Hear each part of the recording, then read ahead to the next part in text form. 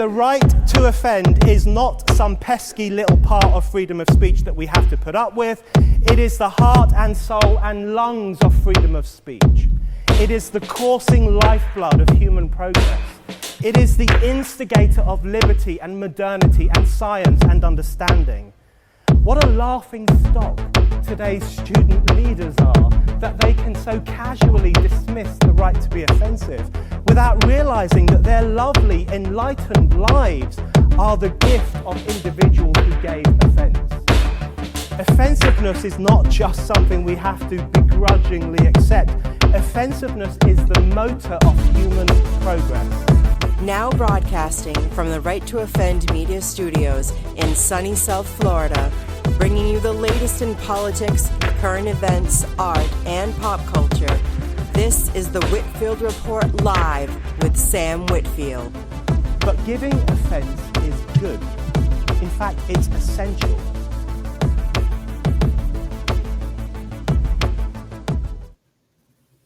Well, good morning and welcome to this impromptu Friday edition of the Whitfield Report.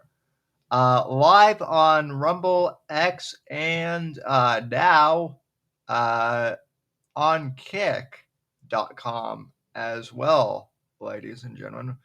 Welcome to the show. I'm just going to be upfront. The entire purpose of this show here is to try out Kick.com and see how it works for us as far as streaming goes. And I apologize, I had my mic hot. Well, I had the splash screen up. But we seem to be live now and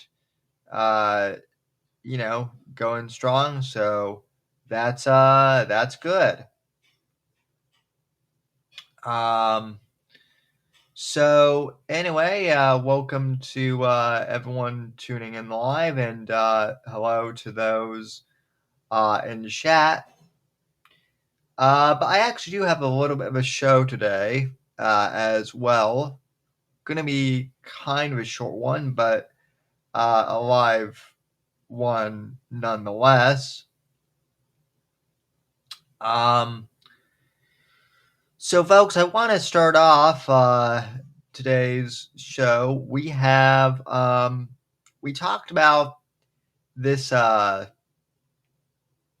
this Kids Protection Act online on Wednesday, and basically there are two things that are really concerning to not just me but to a lot of people online.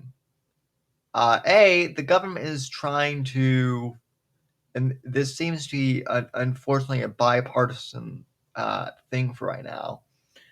This Kids Online Safety Act is basically, the proposed legislation would be basically that any U.S. citizen would have to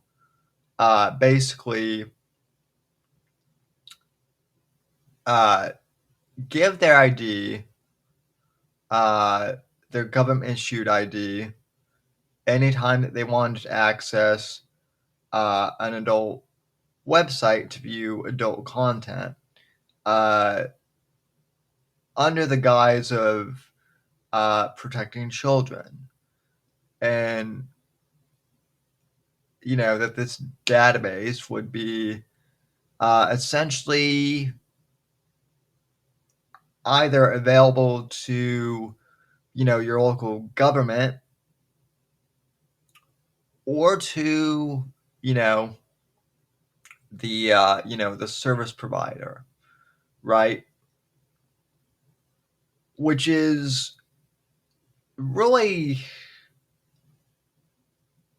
that might seem like a good, aspect as far as like, adult content goes to some people. But the problem is, is then you get into the whole issue of what constitutes adult, content. Right now, the big thing seems to be, oh well, this is just to protect young children from going on to Pornhub and seeing inappropriate content on there, right? But unfortunately, the problem is that this bill is way too broad, and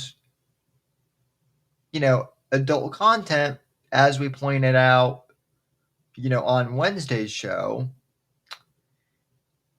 for right now it could just mean pornography, which I kind of have an unpopular take on, perhaps, for some people in the audience.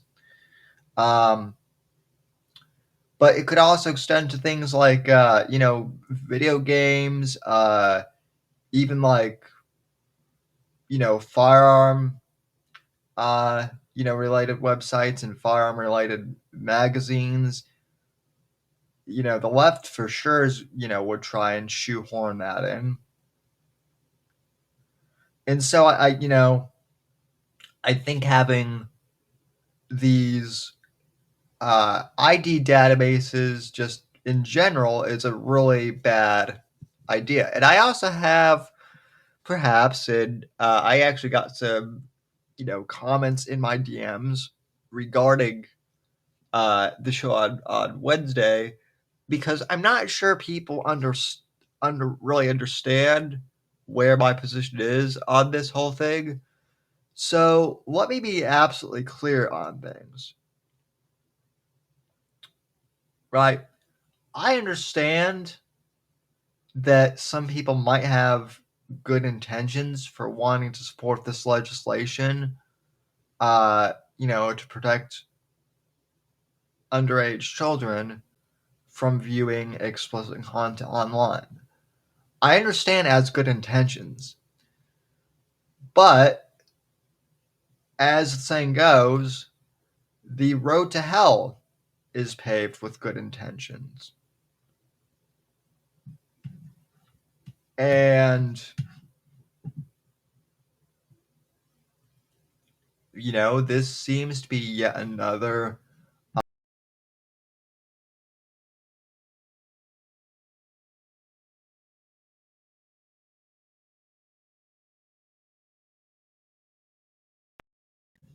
and of course Rumble Studio is going to kick me out. But anyway, as I was saying, ladies and gentlemen, the road to hell is paved with good intentions. And while I certainly believe that, yes, we should protect children from, viewing pornography online. When I mean we, what I really mean is parents and guardians need to first and foremost be responsible, for protecting their children from that. And teachers, too, to that extent as well. Although, given some of the literature that's been in schools, for the last couple of years, one could argue that literature is, pornographic. And, that's a whole nother discussion. But needless to say, there's this whole kind of argument out there, and I don't know where people kind of come from this, argument. I don't see where people draw these conclusions, but there's this whole line of thought that, like, if you don't support this Kids Online Safety Act, that you somehow, like, think that kids viewing pornography online is okay and whatnot. And no, I don't think it's okay for kids to view pornography. I think it could be very damaging, to kids to view that stuff at an early age. But I also think that, playing violent video games can be, particularly harmful for small kids. So yeah, I think we should protect them from that, from porn and from violent content. Teenagers, I would also agree to some extent, shouldn't be exposed to that. However, this goes into more territory where, I don't think a teenage boy seeing a boob on the computer is necessarily the worst thing in the world either. Depending on the context and how explicit thing is, I don't think Playboy is really all that bad.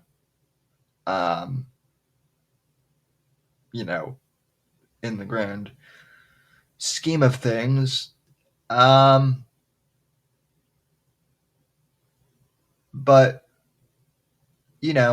like I said, it's ultimately up to, the parents when, content like that should, when their kids should be allowed to see content like that, or like I said, violence would be a better example. What this ID verification system would do for, for the government, I don't think would necessarily even prevent, kids. It wouldn't protect, kids necessarily from, seeing adult content. Maybe it would prevent them from, stumbling upon it accidentally. But there are already tools out there to prevent that parents can enable. And, the private sector has done a pretty good job of that. But, if there are malicious adults out there who, want to groom kids, it's not going... They'll find a way to, bypass this, alleged verification ID. So it wouldn't really even protect kids. And then, I think the bigger picture that people are, missing here is, well, if you're requiring ID for, porn sites, then you should also be required to have your government ID for social media. And for your music streaming platforms like Spotify and Apple Music, which, by the way, Spotify is already, rolling out in some countries because of the whole, law that got passed regarding all this in the EU. Because kids shouldn't be exposed to explicit lyrics either. Right? So,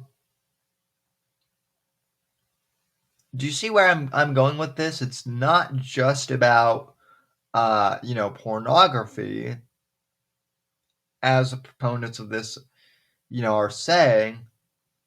This really does lead down a slippery slope that I think a lot of us are really unprepared, prepared for. And I don't think people have fully, grasped that,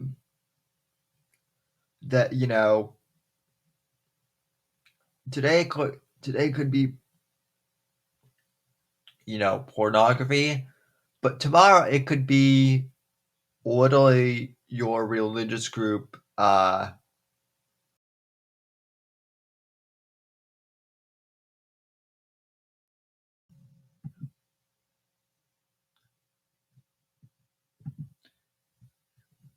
if it's considered hate speech or something. And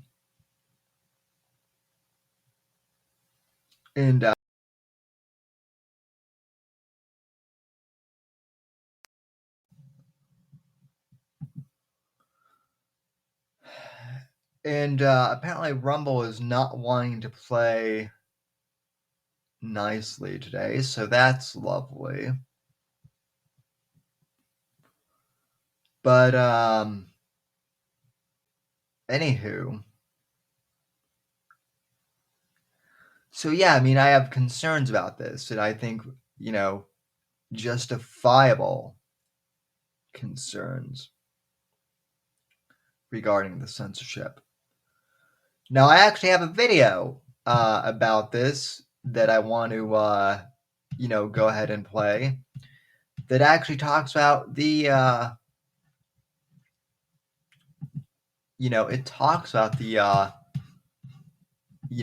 ID registration for porn sites like in Texas and how much of a problem it's been. So this clip comes from the Linus. I know this is Linus Tech Tips. One of these guys is. I don't know the name of their podcast, but this is essentially their thing, and this is titled "They're Making You Give Them Your ID." It's a 7-minute clip, but I think it's very interesting, and this is only from about like 2 or 3 weeks ago, and it's very prescient into what we're talking about now. The Supreme Court in the U.S. has upheld a Texas law that would require ID to visit some websites. Last Friday, in a 6-3 vote, the Supreme Court upheld a Texas law aimed at blocking minors from accessing online adult content, which on the face of it sounds like a good thing. I don't think most minors need to be seeing that kind of content. However, like many potentially well-intentioned policies and legislation, this one is full of holes. And no, not all of them can be filled because we can't get to the websites to see it. Yep. The Free Speech Coalition had challenged the Texas law due to worries about the First Amendment being infringed upon. Justice Clarence Thomas stated he didn't believe that this restricts adults' free speech rights, saying adults have the right to access speech obscene only to minors, but adults have no First Amendment right to avoid age verification. Okay. Even though this is now overturning decades of precedent and has the potential to upend access to First Amendment protected speech on the internet for everyone, children and adults alike, said Samir Jain, Vice President of Policy at the nonprofit Center for Democracy and Technology. Yeah. This is because... And yeah, she's right. And I love Clarence Thomas, but this is an instance... people ask why Max and I are so hard on the baby boomers. And this is why. Because Clarence Thomas, being a baby boomer, I don't think fully understands the nuance of what this means and how much of a slippery slope it is. Back in 1996 and 2004, as well as many other times, there were rulings that federal law at the time said it would be unconstitutional to have restrictive measures on content filtering. Several websites that would be required to have this age verification check are simply not running in Texas, as well as in several other states, because they don't want to be the ones responsible for holding people's private information, like driver's licenses, passports, and whatever other ID would be used to verify the user. See, that's the problem with this law, is that I don't want that either. the government is not doing the work to make it manageable. They don't have a nationwide ID program for every man, woman, and child that is properly administered and properly safeguarded and whatever. And I'm not even advocating for that as the solution here. I'm just saying that they are not doing the work and not putting in any kind of infrastructure that would enable these organizations to perform the identity and age verification checks that they are demanding that they perform. They're putting all of the liability on these private enterprises, all of whom are going to have to create from scratch some kind of solution to collect this information, validate it, and store it, which is insane. I'm assuming what they're hoping, if I can try to find an argument for them right now, I'm assuming what they're hoping is that the free market will make a Stripe-like thing where the liability goes on a third-party company that is very highly security focused. Sure, I mean, that worked great for the credit monitoring industry. Equifax is awesome. TransUnion too. I love them both. Dude, what I'm kind of surprised, TransUnion's site is so f***ing garbage. They had a wrong address in my history. And I went in and tried to change it. And once you try to change it, first of all, it took me like 3 times on the phone with them to stop my account from just randomly locking when I would try to get into it. And then we finally managed to get me into the account. And then it's like a separate portal to go and like register for a change. And then when I finally got an email saying that there was an update to my change request. And then when I tried to log into it, the page would error out every time I would try to go to it. I still don't know what happened with that, but I have never lived in Edmonton. It's been a wild saga. The thing that surprises great me, system. The thing that surprises me the most is that there wasn't one of. That's true. Like, how many times have the credit bureaus been hacked? Hell, Max and I covered like earlier this year that the entire Social Security database, or no, it was the end of last year, but still, it's it's irrelevant as to when it happened. But there was like a major security breach in the Social Security website. And millions of people's data got, stolen. And the government never did anything about it and still hasn't. And yet we want to trust these people with, government ID for, quote unquote adult content websites. It's really, really, as Morthes would say, this is ultra sus behavior. So yeah, I don't like this at all. But let's finish this up. These sites already queued up by one of the people trying to push for this bill. That's the thing that surprises me, is that there isn't a solution that already at least sort of exists. I don't think they've thought that far ahead. There's a really interesting point at the end here. I think you're giving them too much credit. I think this is just classic. Elijah. Will somebody please think of the children? I know, but as Elijah says at the end of this topic, I swear this prawn topic comes up every month. We've talked about the Texas one in particular, I think like 3 or 4 times. Yeah. This is crazy. I don't have another solution to accomplish the thing that they want other than just clicking yes on a website, and I don't think there is one. I don't think so either. But like that's the issue is you're supposedly anti-government overreach and anti-regulation, except when it's convenient, or in this case, like inconvenient. Like there is no plan. There's no concept of a plan for how this could possibly be implemented. And look, I'm not saying that the adult entertainment industry is precious and should be protected at all costs at all. I'm just saying that if your argument is that they need to do this thing and you have literally no idea how you expect them to do it, how do you legislate that? I can't think of another example of something this stupid. And like because I can imagine legislating something where you don't have the answer for it. I can't imagine that being a thing in a variety of scenarios. But in this scenario, the thing that you're trying to tell them to do is putting serious security risks on everyone involved. Well, yeah. So it's like you kind of know the only direction that they can go in, and you know that it's bad, which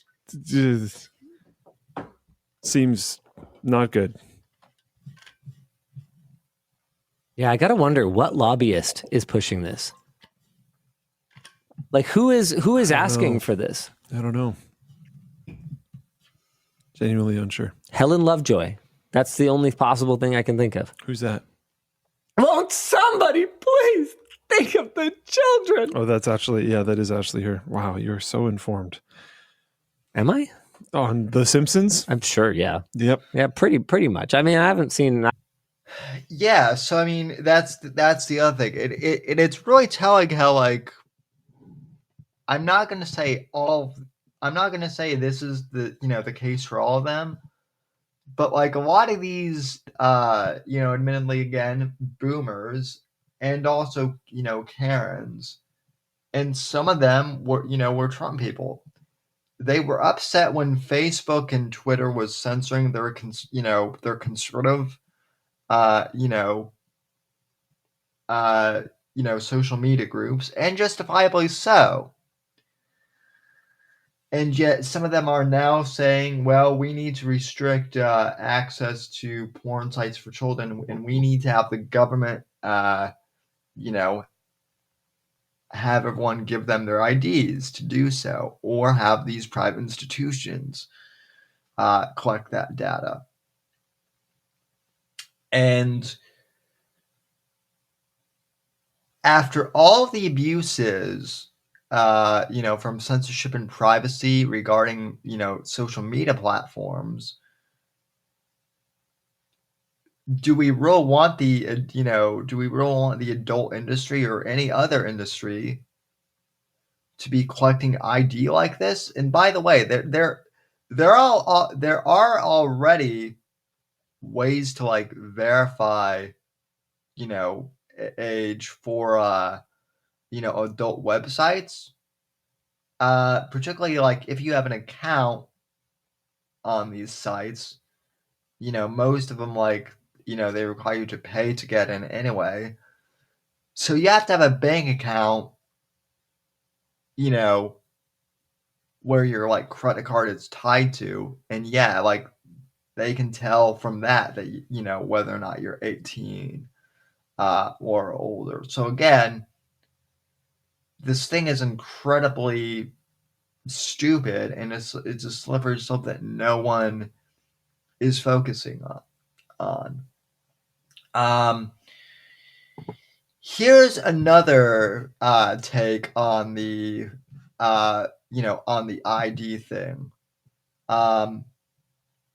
This is actually a clip from a podcast that Mr. Medicare was on back in 2022 with Clifton Duncan.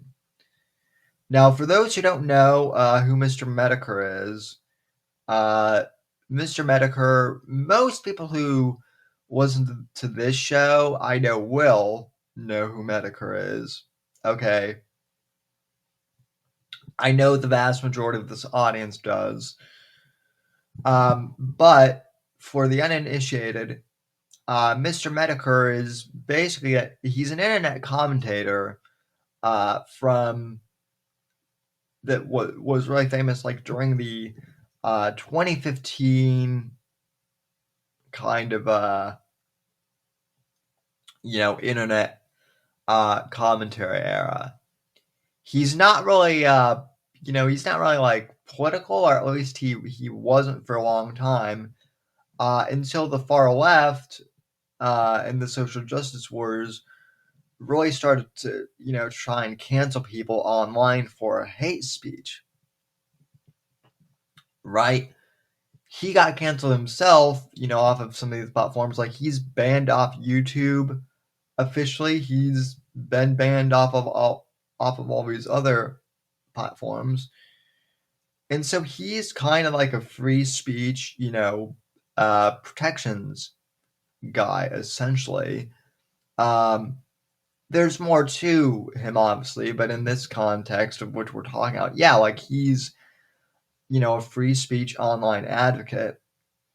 And so he was on this podcast with Clifton Duncan about 2 years, to almost, 3 years ago now. And they're talking about the state of the internet. And Medicare brings up this idea of, of online censorship under the guise of we must protect the children, and how some of these legislators at the time, they want to require everyone to, give their IDs to the government or to these private, companies, but that they don't understand the intent, how that could backfire or what the downside of this is. So I want to play this segment of that interview for you. And by the way, I will link this in the notes of the show, because I do think this is that this entire interview is worth watching. Again, it's Mr. Medicare with Clifton Duncan. You can look it up. But yeah, so this is Mr. Medicare and Clifton Duncan talking out, the slippery slope with government and private institutions online asking for ID like this. There are crazy people in the world, right? Very basic safety stuff. But now you look at kids and what do? Here's my full name on my YouTube page that links to my Facebook that shows you the class I go to. It shows you who all my family members are, the city I live in, the phone number I have. I have accounts to give donations to all my favorite streamers. And so they know my bank account information and my mom's bank account information.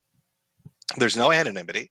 I mean, we're heading for, what I see as being bad right now will be 10 times worse within the decade, because I think the movement will be for the protection of people and for the protection of children and for safety and security. We need real ID. And so that's going to be a back-end system when it starts. And they'll sell it to people as, listen, it's okay. You can still call yourself, Sniper XXX 360 No Scope on YouTube. But to have that YouTube account, we need your ID. Mm-hmm. And when you have a Twitter account with a different name, it also links to that idea. And your Facebook links to that ID. So on the back end, if you ever misbehave anywhere, we know exactly who you are. So we can protect you, right? Until eventually that gets turned front way, kind of front forward, and everybody can see it. That's my fear. I know people think anonymity on the internet's a bad thing. I think that's a perspective that's very new, and I think it's wrong. I think it allows you to express yourself, and for all the terrible things you might encounter, you don't want a system where the spotlight's on you. And that's not even for outrageous statements or nefarious things. Just even talking about what we just talked about kids being stupid and doing stupid shit. Mm-hmm. They should be allowed to. Like, if you're a kid, you're going to do dumb stuff. That's just part of growing up. And I don't think your life should be destroyed for it. Yeah. And, I don't know if we can put the cat back in the bag or. So, yeah, that's basically, Medicare's point. And that's kind of my whole point regarding this whole thing too. I don't think this,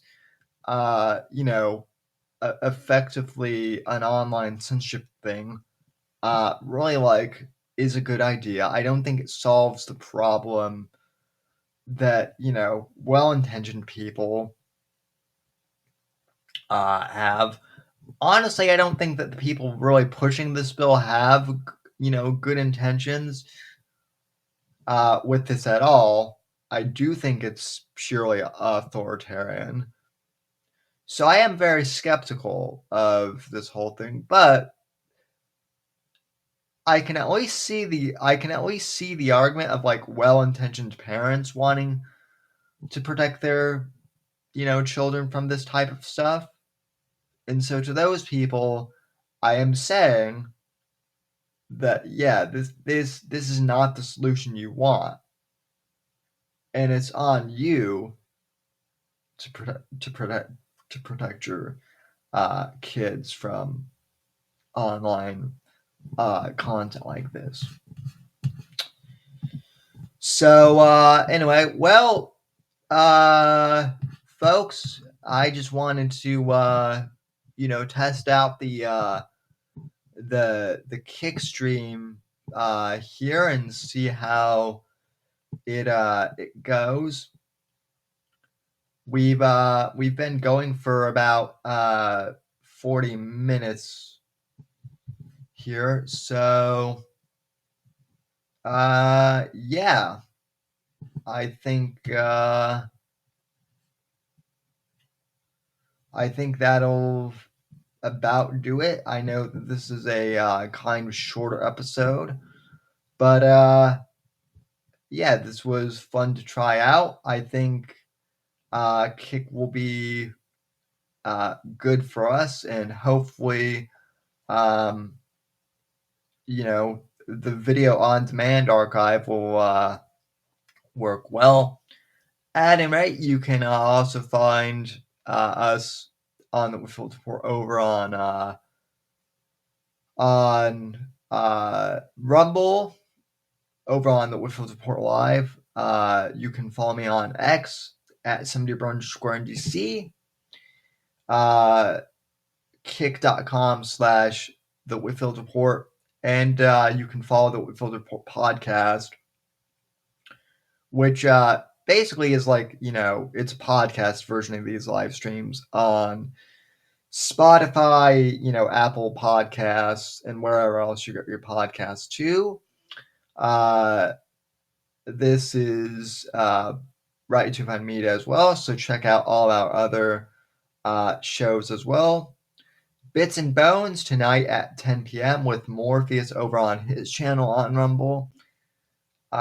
Anyway, like I said, folks, I hope everyone has a good Friday. Thank you for tuning in for this stream. I'll talk to you down the road later, and take care, ladies and gentlemen.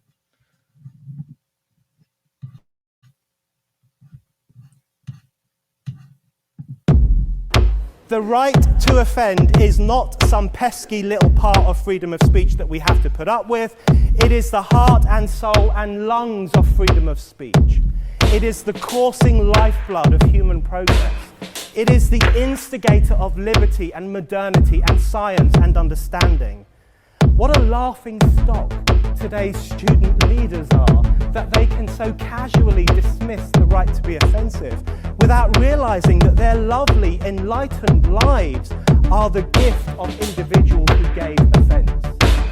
Offensiveness is not just something we have to begrudgingly accept. Offensiveness is the motor of human progress. Thank you for watching the Whitfield Report live on the Right to Offend Media Network. Make sure to check out Sam's books on Amazon, Audible, and Kindle. You can follow Sam on X at SamW_NGC and the Right to Offend Media Network at RTO Media. Like, comment, subscribe, and share with your friends. And until next time, God bless, God save this great nation.